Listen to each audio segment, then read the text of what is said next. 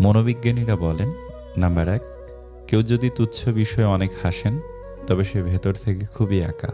Number ২, যদি কেউ অতিরিক্ত ঘুমায় তাহলে সে অসুখী।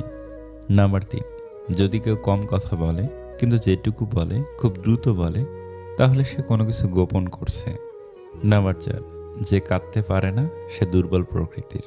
নাম্বার ৫, যদি কেউ অস্বাভাবিকভাবে খাবার খায় তাহলে সে কোনো মানসিক চাপে আছে। নাম্বার ৬, যদি কেউ একটুতেই কেঁদে ফেলে তার মানে সে নিরীহ ও কোমল হৃদয়ে।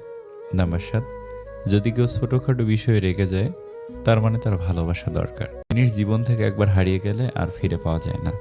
আত্মসম্মান, বন্ধুত্ব, ভালোবাসা। যারা কম কথা বলে তারাই সবাই পছন্দের মানুষের সাথে বেশি কথা বলে।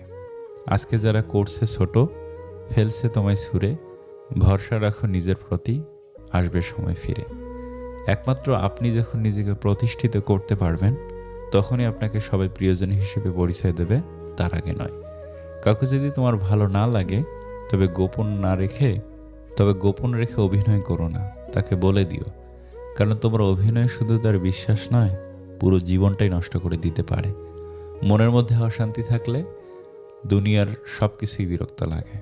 কাউকে জীবন থেকে সরিয়ে দেওয়ার প্রথম লক্ষণ কথা না বলা। কাউকে জীবন থেকে সরিয়ে দেওয়ার দ্বিতীয় লক্ষণ ব্যস্ত আছি, পরে কথা বলছি। এরপরে অজুহাতের শেষ থাকে না।